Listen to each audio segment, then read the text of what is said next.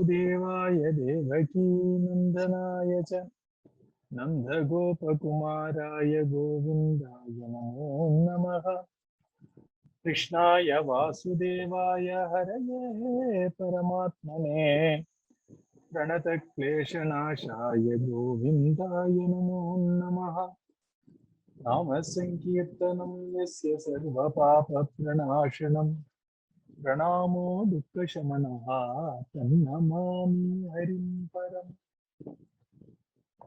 Sarvatra Govindanama Sankirtanam Govinda Govinda Sadguru Maharaj Ki Jai.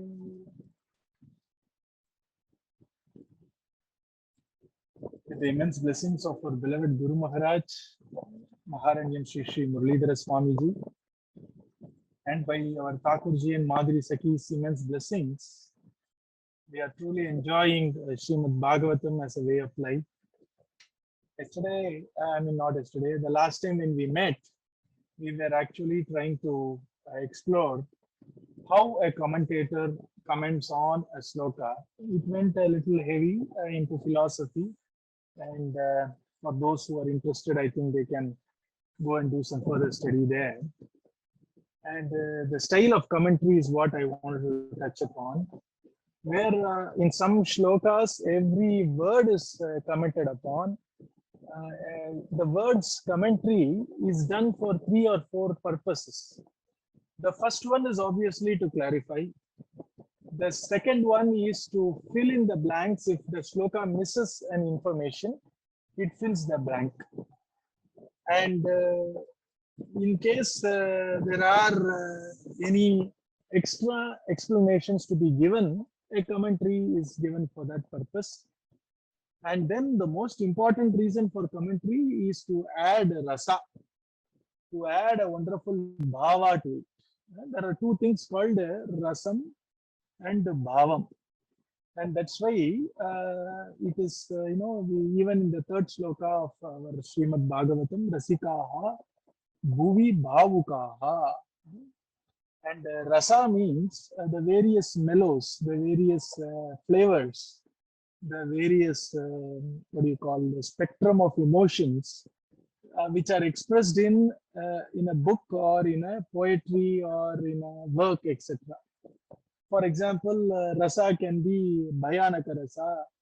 For those who learn dancing, I'm sure they're exposed to this Navarasas, the 9 types of rasas, religious, or 9 types of emotive experiences which we undergo when we see a drama or read a book or sing a song, etc. And of course, there is pathos, there is this sense of sadness, compassion, karunya rasa. And then there is this sense of energy, Veera rasa, bravery and all that stuff. And then there is this Shanta Bhavam. Some people don't accept Shanta rasa as a rasa at all. But there are some who say Shanta, you all know Shanta, na? Peaceful, calm. They say it's more like a canvas on which other rasas actually find its, interplay. Anyway, so there is this rasa and there is this bhava. Rasa would be a little more like, there is a difference between getting involved and being committed to. The words can mean the way we want it to mean, but let me give you one flavor of these 2 words. Being committed to something is to commit my resources. I'm still detached from an event, but I have given all my resources to the event. Getting involved means me as a person, along with my resources, jump into a situation, right? I'm involved in it. I'm a part of it. I'm no longer a passive observer. So Rasikaha, Bhuvi, Bhavukaha can be seen in a way that rasa means as a passive person relishing it, as a 3rd person. It is like if you are a person from Houston, you enjoy the match between Boston Celtics and maybe Washington State basketball game. You enjoy the game. You are committed to basketball. But if you are a Houstonite and Rockets are playing Mavericks, for example, you are no longer a passive observer because you are strongly identifying yourself with the team and you become a part of the team. In fact, you make more commotion and Allah Bullah more than even the team coach out there, as if you run the show and you're going to get paid. And that is how you become a bhavuka, in a very worldly and unnecessary example, but I'm just telling you to relate. So here you are no longer a passive reader of Bhagavatam. When Putana comes to see our Bhagavan Sri Krishna, if you are truly into the mode of Vatsalya Rasa, then you would feel perturbed. You would feel a sense of tug in your heart. And logic, like anyway, Krishna is God, etc., won't work there, because there is prema, there is rasa, and there is a bhava there.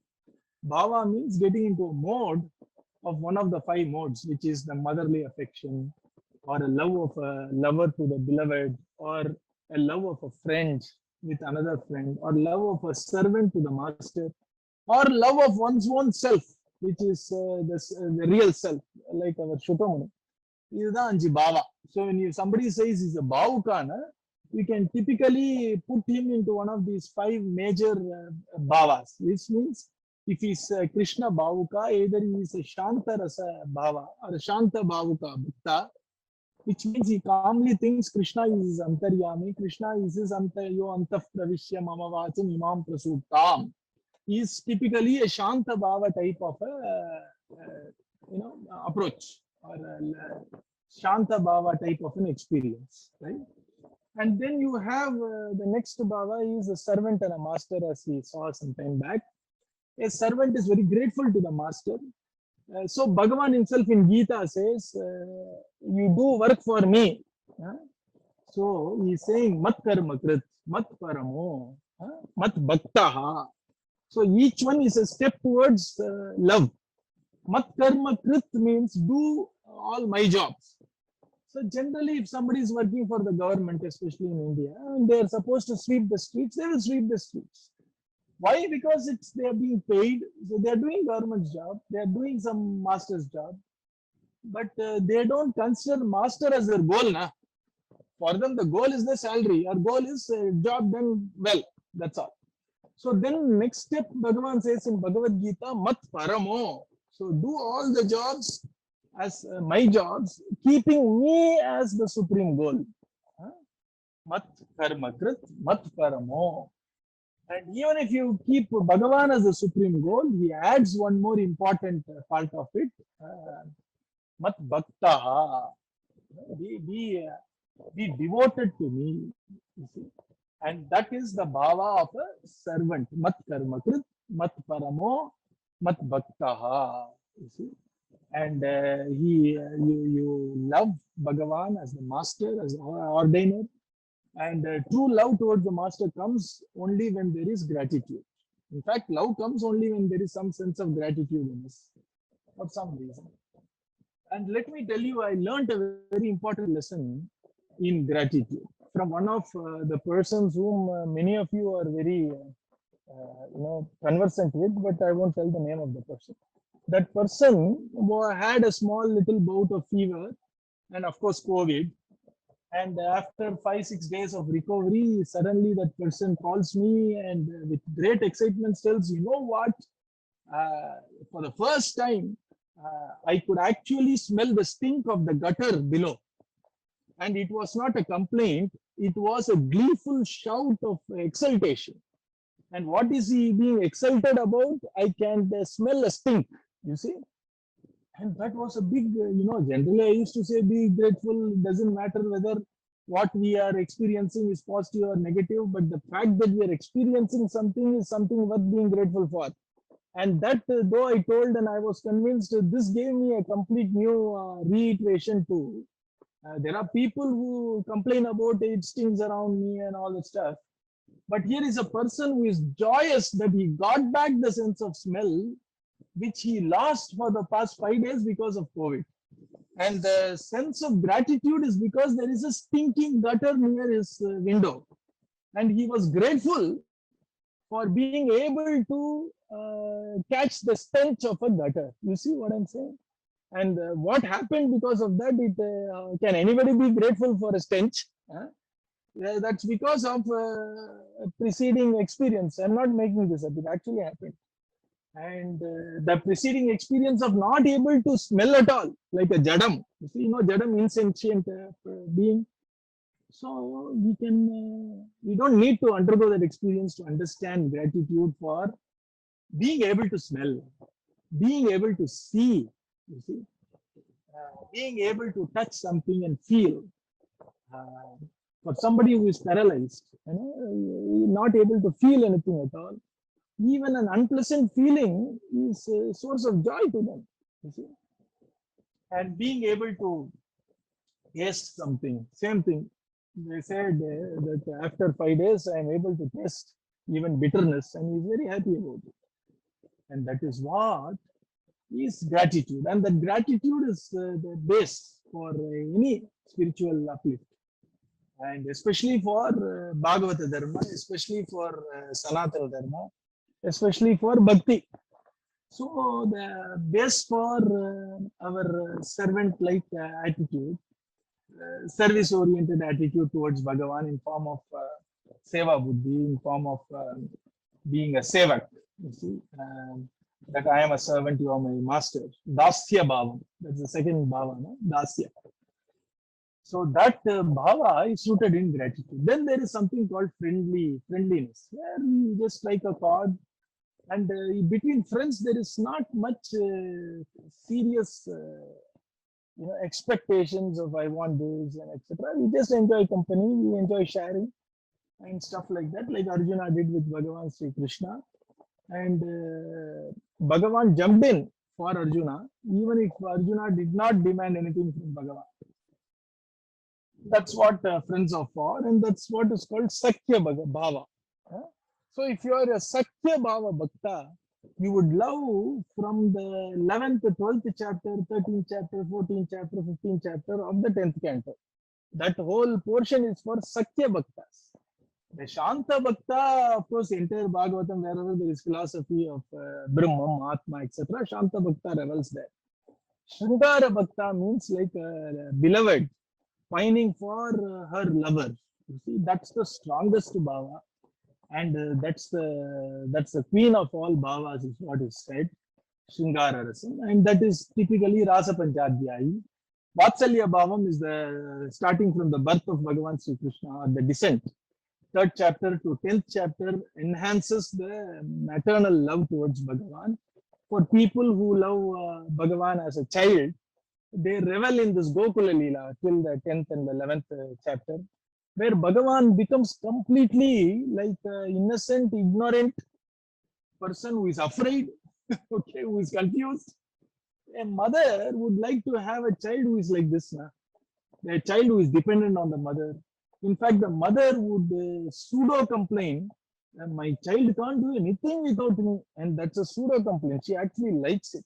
You see, when it becomes a little serious, it becomes a little bit of a psychological problem. Also, there have been cases where some mothers have kept their child in sickness all their life so that they can care for the child, and that's a sickness in psychology, and they have made some very interesting movies based on that, is what I hear.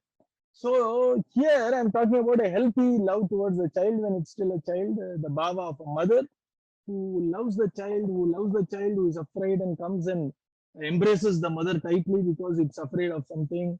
And the child says, I don't want to take bath, and the mother has to drag the child to give it bath.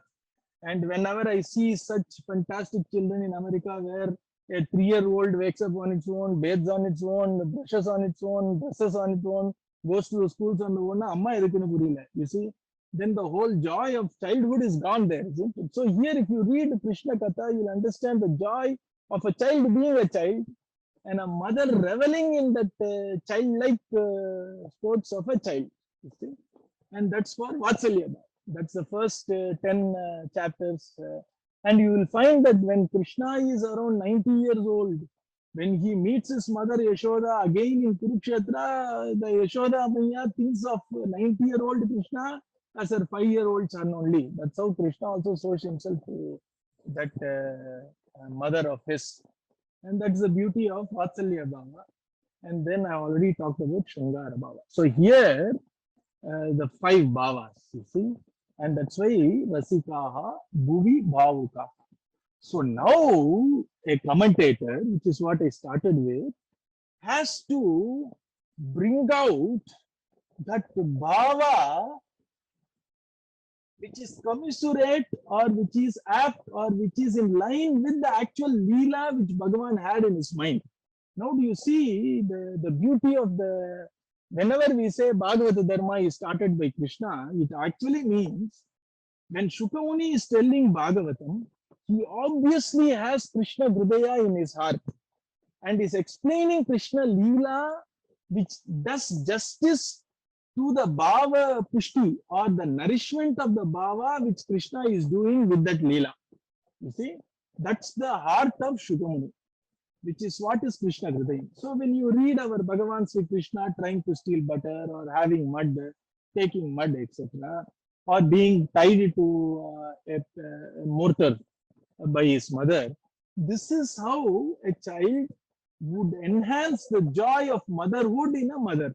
You see, when I say mother, I don't mean gender. There have been many Mahatmas like Haridas Maharaj, etc., in Vrindavan who were biologically born as males, but they had this tremendous Vatsalya Bhava to Bhagavan Sri Krishna. And there are many people who actually saw such Mahatmas and Sadhus as Yashoda Maya herself. How and all you have to walk it to understand all that. So here, Shukamuni had that in his heart while explaining. And when Shukamuni is explaining that way, now our Sridhara Swami, who is writing the commentary, needs to account for Krishna's Bhava in which he is actually doing this play, Shukamuni's Bhava in actually explaining that play, and then explaining this Bhava, explaining this relish in a commentary, which triggers the same type of emotions in our heart also. You see, and that is the reason why the parayanam which you are doing right now, I know you are doing, some of you may not understand, some doesn't matter, but as you keep doing this parayanam with shraddha, as you keep doing this parayanam, rain or shine, out of shraddha is shraddha, perseverance, faith, gratitude, and enjoying what we are doing. You add all these four flavors together, you somehow come close to shraddha. Shraddha is not just faith, or shraddha is not just belief. That's only outer layer of shraddha. Along with that layer, add perseverance, come what may, which means even though I don't see a result tomorrow, I shall persevere in this. And then there is enjoying what I'm doing. And then there is this gratitude that I'm so happy that I got this to, as my time pass. Time pass in Sanskritam is called Kalakshepam. Kalam na time, Shepam na pass. So when you say, why are you reading Bhagavatam? Time pass. Time pass na, this is the way to pass the time spiritually. So it is called Kalakshepam. There is a very famous slokam in bhajans. They sing Kalakshepo na kartavyaha Kshinamayuk kshane kshane Yamasya karuna nasti kartavyam hari kirtanam Kalakshepo na kartavyaha Kshinamayuk kshane kshane. So Kalakshepo na kartavyaha. Don't while away our time unnecessarily, because Yama or the time is unforgiving. That's why somebody in a poetry, they very beautifully say that you fill the unforgiving minute with 60 seconds of run, or means progress towards the goal. It's a lovely poem. I don't know who wrote it, but I love the adjective given to the minute. When I fill unforgiving minute with 60 seconds worth of run, you see, very nicely poetically express the fact that once a minute is lost, it's lost. You're not going to gain it back. So it's unforgiving. So here, the Kalakshepa, or the passing of the time, is how we are actually, doing this by, we are reading it and we are enjoying our Parayan. And over time, I assure you, I am not formally trained in Sanskritam, but over time, the slokas will reveal the meaning to you. And over time, slowly we will understand the basic import of slokas. All that will happen. And of course, along with that, if you know Sanskritam also, it makes it even more joyous, a little bit. And of course, there is always this translations. More than any translation, if you have an Indian language, either Tamil or Telugu or Hindi or Kannada or whichever it is, that makes it really, really good for us to relish the real essence of what we are reading. Once we start reading all this, what happens is that bhava which Krishna had in his heart when he enacted the Leela, and that bhava which Shukamuni had in his heart, which is Krishna's heart also, while he is explaining this experience through slokas, that bhava which our Sridhara Swami has commented upon will slowly start touching our heart also. Rasitaha bhuvi bhavutaha. Then we will start feeling those wonderful emotions. Though it is joyful, I assure you, it is the most spiritual of all spiritual practices. We generally have a misconception spirituality has to be dull, difficult, bored, etc., boring, etc. This is a samsaramaya sukha vaidya. This is a sukha sadhanam, and very difficult to call it even sadhan. Sadhan means the way, the means. The method or the way to achieve something is called means. You say means and end. So here, our Bhagavatam is not only the means, it's the end also, because it gives us that bhava, and bhava is jnana, bhava is bhakti, bhava is ananda. And so here, our Sri Swami wrote a lovely commentary. It's called Bhavartha Deepika. Bhavartha Deepika. Instead of telling Artha, you all know what it means. Artha means meaning. And Deepika means, it means a lamp. It also means, in a little convoluted way, the moon. Okay, Deepika. And Bhava means that Panchabhava. You see, that tug of love, that experience, that mode, that mood which we have in our heart is Bhava. So here our Sridhara Swami very beautifully says, instead of telling you the meaning of the word, I shall illuminate the meaning of the bhava which is hidden amongst the verbiage. Like Krishna at times hides behind foliage, the Krishna bhava is hidden behind verbiage in Bhagavatam. And our Sridhara Swami very beautifully lights a lamp, and to actually illuminate our Bhagavan Sri Krishna hidden as various bhavas inside this lovely Purana, Bhagavata Mahapurana. That's why it's called Bhavartha Deepika. And he actually lights a lamp and illuminates the various moods, the various bhavas, which are very beautifully hidden, or rather embedded in the various slokas. And that's the reason why Sridhara Swami's commentary is unique. He says Bhagavatam is not a mental exercise, Bhagavatam is not intellectual exercise. Bhagavatam is Bhagavat Guna Anubhavam. Bhagavat Guna Anubhavam. You have to enjoy our Bhagavan's various wonderful qualities, and we have to experience. It's an Anubhavam. Anubhavam means experience. And experience is something which transcends intellectual processes, right? When you say experience, what it means is it transcends everything. It transcends words, it transcends thoughts. Experience is something the innermost. So it is Anubhavam. It is Swanubhavam. Akila Shruti Saram.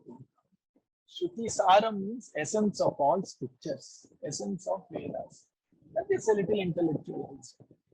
But yes, Swanubhavam is completely experiential. So when you continue doing parayanam, at some point of time, just the 10th canto, I will go sloka by sloka some point of time, whenever we get the divine consent.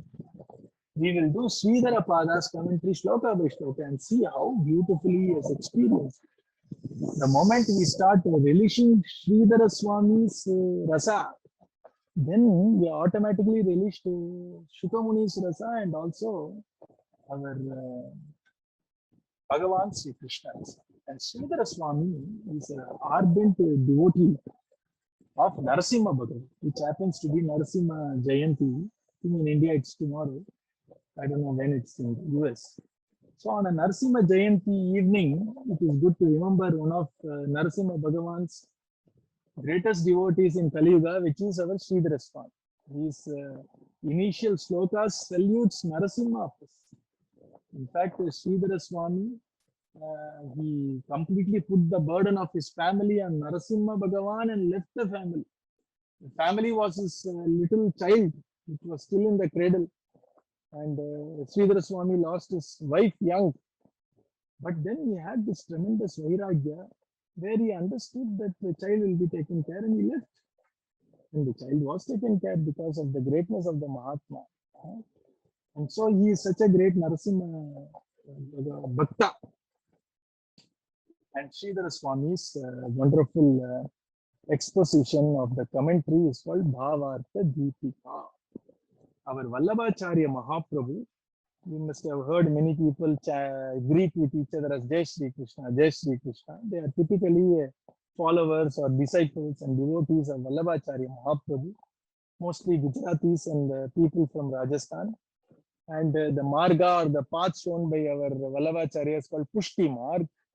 And our Vallabhacharya Mahaprabhu also wrote a very detailed commentary. He didn't complete it, but he wrote for about 4 or 5 cantos, very detailed. And that commentary is called Sri Subodhini Ji. The commentary is called Subodhini, but they add a G and a Sri to it because it's an Acharya's offering.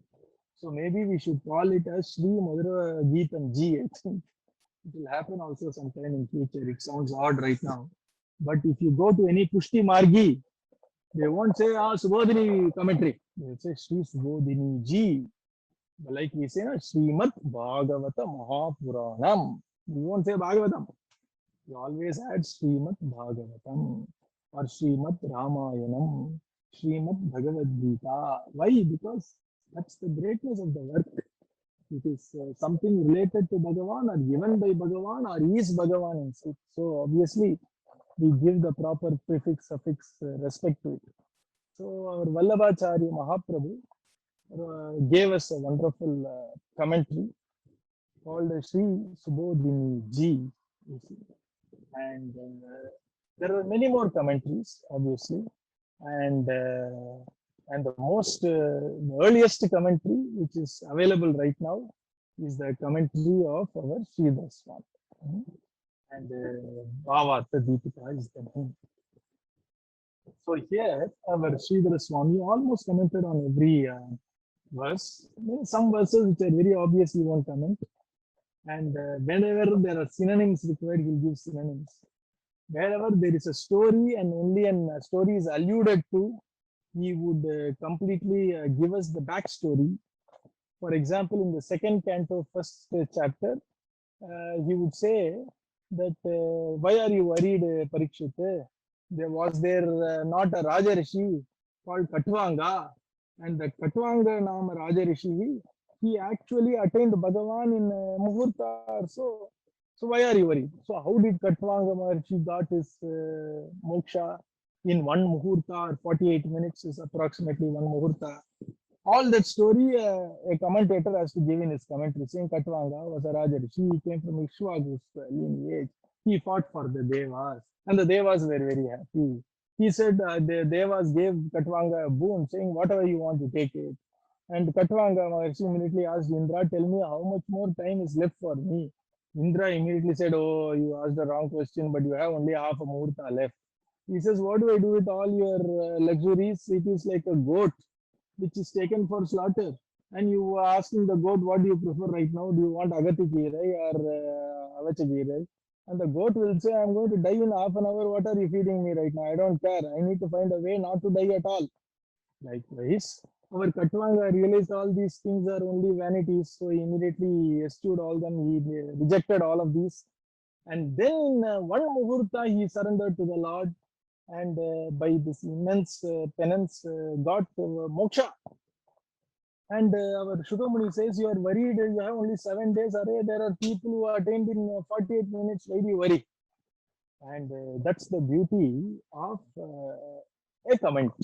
So that's one way to comment, give a backstory.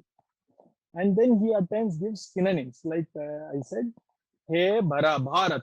Bharata means Bharata Vansha. The one who comes from Bharata Vansha is a Bharata.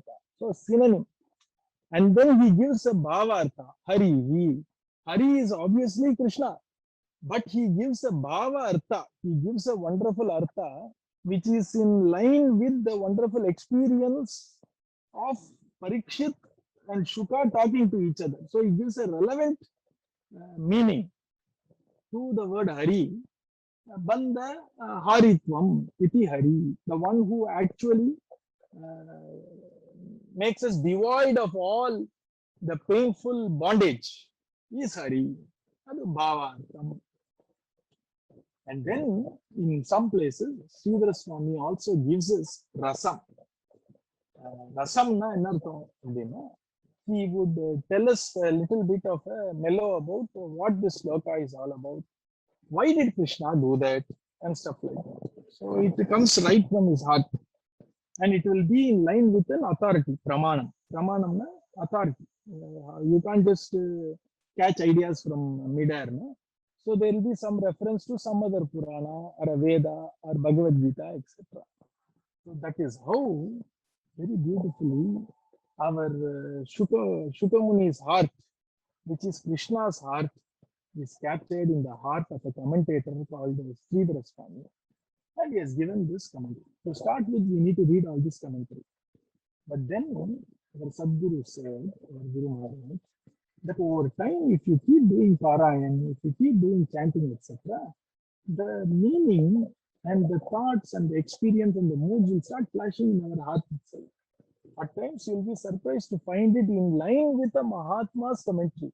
At times, it can be our own experience, you see. But for us, for our own experience, not to be random or not to be wild or not to be something which is wanton, we need to align our heart to the heart of Mahatmas. And then these wonderful bhavas, these wonderful mellows, these wonderful thoughts will flash in our own heart, you see. And that is what is called Pratibha. Pratibha means, we have heard, na? Our President of India earlier, she used to be called Pratibha Patil. The word Pratibha has a lot of meanings. It can also mean aura, etc. But in Bhagavata Dharma, Pratibha means when you constantly read Bhagavatam, when you constantly think about Krishna Leela, slowly you will start synthesizing lovely bhavas, lovely rasas in our own heart, which is the blessing of a Guru in us, Antaryami. It is a blessing of the Guru in us, blessing of our Bhagavan, who is our consciousness, our Antaryami in us. And that flashes of loveliness, flashes of revelation, flashes of something new is what is called as Pratibha. And that will start coming, and that will be a very joyful experience. And that's what is the path we have all been blessed with by our Guru's Kripa. And I'm so happy that we are all sustaining this path by reading Bhagavatam, etc.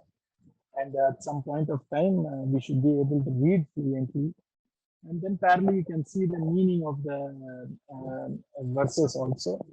Yeah, our Gita Press, edition is pretty good. It's really good for us to follow what is being told in the chapter. But in case you don't understand what the translation says, or if something in you feels, I don't think this is right, I request you to be patient, because obviously we can't figure everything out. There are some things which are contextual. There are some things which are our conditioning. So obviously, based on our conditioning of school, friends, in books we read, etc., something may look a little awkward, etc. We should not lose patience or doubt Bhagavatam there. Over time, Bhagavatam and Guru Kripa itself will give us the maturity to understand and see it in the right perspective. And that's the beauty of Bhagavatam. Saram. It does not condemn anybody. It does not chastise anybody. It has place for everybody. All Sanatana Dharma. It has place for all philosophies. Whether it is formless, nameless type of very pure Advaita, or absolutely loving bhakti soaked philosophy, there the end is same, the object is same.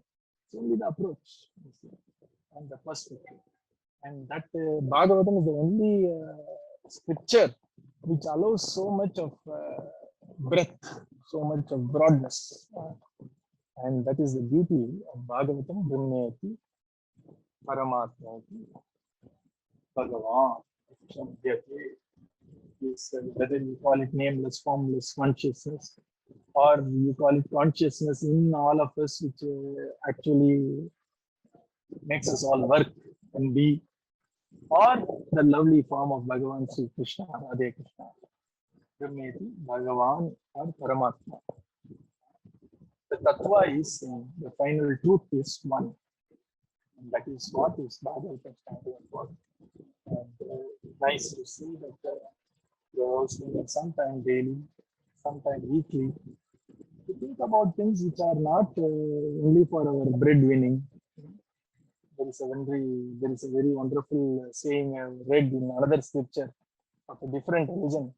Thou shalt not live by bread alone, you see, and thou shalt not live for bread alone also. And we are in fact spiritual beings, so we need to develop, apart from creating competency and skills, for us to have a very secure future, financial, and also a very secure future mentally, doing the job which is to my liking, which is in line with my passion, or dream, or whatever. Apart from that, we should also develop and sharpen our, and I use the word spiritual muscles right from this age, so that we are a balanced person where we are not foolish, we are worldly wise, and we are not just doing a job for food alone. I enjoy my profession. I really heart my job. And also, I understand why I'm here in the first place. My eyes are always more inward or upward, or whichever we say. And I don't lose perspective of things. And more than anything else, it gives me tremendous strength to face challenges. And more than anything else, it helps me in constancy of purpose. It helps me in understanding what things are. It helps me in understanding that there are many roles I play, but me as a person is something way beyond all these. And I need to find that person. I need to be with that person. I need to be that person, so that I am totally self-transcendent, as psychologists call it, or completely happy, and do things cheerfully, and face challenges cheerfully, with strength and cheer. And that will come from good spiritual practice. Bhagavatam, Nama, a little bit of quietness every day, and spending at least 2 or 3 minutes just doing nothing, just to face so-called boredom. All this will help us go a long way. Don't try to divert boredom by filling boredom with activities. It only leads to greater boredom. So try to just say, just 2 minutes. I won't do anything at all. Let me breathe properly. Let me sit down and let me think about something nice, or let me contemplate on the lovely form of a guru or Krishna for 2-3 minutes. 24 hours. So that way we are preparing ourselves so that we understand the true perspective of what we do, why we do, so that we can enjoy our profession, we can enjoy being with our family more, we can enjoy being with our friends more, we can be more accepting of people, we can also grow spiritually, financially, mentally, emotionally, and our small practice of spending some time for Bhagavatam will take us a long way. There is a great power in accumulation. You see, drop by drop, you can accumulate an ocean, right? So that's what we are all doing. I'm so happy that we have a band of youngsters who have really committed themselves to living life fully. And I thought I'll start with this, and let us continue this lovely job we are doing, week over week, day over day. Radhe Radhe. Sarvatra Govinda Nama Sankirtanam Govinda Govinda Sadguru Maharaj Ki Jai. Radhe Radhe Ramuji, thank you so much for the lecture today. I really enjoyed. It was a nice, definitely contrast from the last lecture. That was very deep philosophical. This one felt a lot more, I think personally, like I could draw a lot of parallels to my own life.